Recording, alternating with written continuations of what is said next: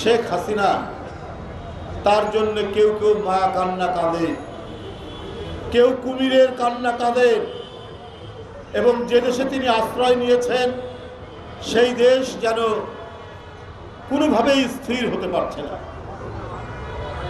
বাংলাদেশের বিরুদ্ধে ক্রমাগতভাবে তারা অপপ্রচার, মিথ্যাচার, অপতথ্য, কলঙ্ক লেপন করে চলছে।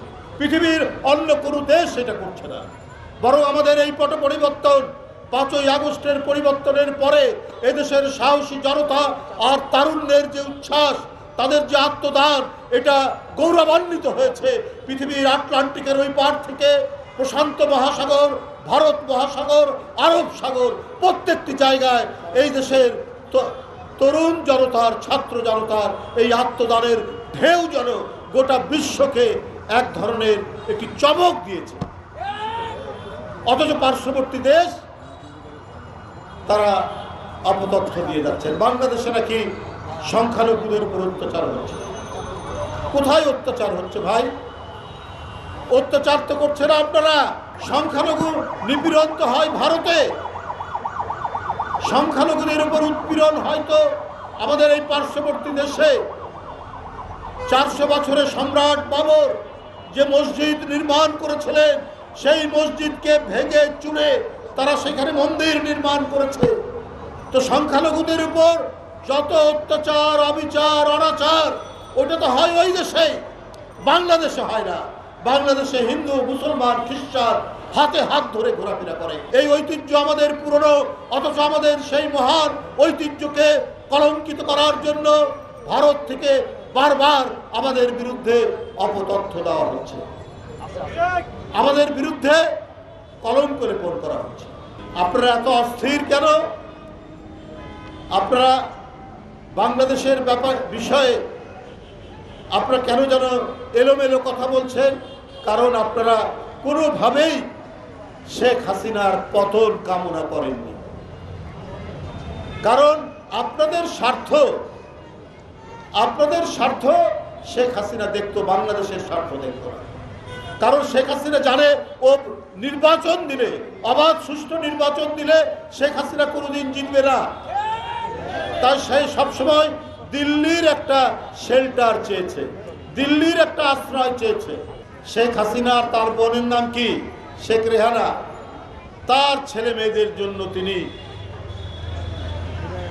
কয়েকশো বছরের একেবারে প্রস্তুতি করে দিয়ে গেছে। আরে বাবা, আপনার একবারও মনে হলো না যে আপনার ভাগ্নি শেখ হাসিনার মেয়ে টিউলিপ ইংল্যান্ডের এমপি এবং মন্ত্রী হয়েছে? কিন্তু ওই দেশ তো আর বাংলাদেশ না। ওই দেশে সংবাদপত্র ফ্রি, ওখানে বিচার বিভাগের স্বাধীনতা, চরম স্বাধীনতা রয়েছে, বাক স্বাধীনতা রয়েছে। আপনি সেটা আটকাবেন কি করে? আপনার ঘনিষ্ঠ ব্যবসায়ীকে দিয়ে আপনি টিউলিপের জন্য দামি ফ্ল্যাট কিনিয়ে দিয়েছেন, টিউলিপের ছোট বোন রূপন্তীর জন্য আপনি দামি ফ্ল্যাট দিয়েছেন। তারপরেও আপনি বাংলাদেশের প্রধানমন্ত্রী, আপনি নাকি খুব সৎ মানুষ, আপনাকে ছাড়া নাকি কাউকে কেনা যায়, আওয়ামী লীগের সবাইকে কেনা যায়। উনি নিজের মুখেই বলেছিলেন হাসিনা যে একমাত্র আমাকে ছাড়া আবার আওয়ামী লীগের সবাইকে কেনা যায়। কিন্তু আপনি যে খুব অল্প দামেই ভারতের কাছে সবার আগে বিক্রি হয়ে গেছে, এইটা দেশবাসী একটু একটু টের পেয়েছে। কিন্তু এখন সম্পূর্ণরূপে টের পেয়েছে যে কিভাবে আপনি নিজেকে বিক্রি করেছেন, আর গোটা দেশকে বিক্রি করে আপনার ভাগ্নির জন্য, আপনার ভাগ্নার জন্য, আপনার ছেলে সজীব ওয়াজেদ জয়ের জন্য, আপনার মেয়ে সাইমা ওয়াজেদ পুতুলের জন্য আপনি যে সাদ্দাদের বেহেশত তৈরি করে দিয়ে গেছেন, এইটাও তো এখন গণমাধ্যমে প্রচার হচ্ছে। সজীব ওয়াজেদ জয় কোথায় থাকেন জানি না, দুবাই না কোথায় না আমেরিকায়। তার 8টা বিলাসবহুল গাড়ি পাওয়া গেছে, যে সে গাড়ি না, একটার দাম 20-25 কোটি টাকা দাম। তো আপনার ছেলে কি করত? সজীব ওয়াজেদ জয় আপনারা শুনেছেন? ওই কি কোনো ব্যাংকের ম্যানেজার ছিল, কোনো অফিসের কর্মচারী কর্মকর্তা ছিল, কোনো বিশ্ববিদ্যালয়ে পড়াশোনা করত, কোথাও বড় ব্যবসা করতো আমরা তো শুনিনি। তাহলে এত বিলাসবহুল গাড়ি, এত দামি গাড়ি কোত্থেকে আসলো? এই শেখ হাসিনা প্রতিটা আর্থিক প্রতিষ্ঠানে তার নিজের লোক দিয়েছিলেন, যারা এই লুটপাট আর টাকা পাচারের সাথে জড়িত।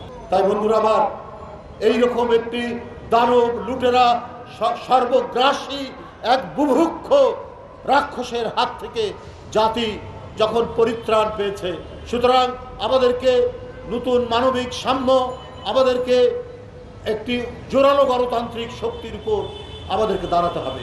আমাদের এই দেশে বিচার বিভাগের স্বাধীনতা নিশ্চিত করতে হবে। আমাদের এই দেশে মানুষের কথা বলার অধিকার নিশ্চিত করতে হবে। আমরা যাতে মুক্ত কণ্ঠে কথা বলতে পারি, এইটার জন্য যে সমস্ত আইন প্রণয়ন করা দরকার সেগুলো নিশ্চিত করতে হবে। সেটা নিশ্চিত করতে না পারলে আমরা জনগণের কাছে যে ওয়াদা, সে ওয়াদা রক্ষা করতে পারবো না।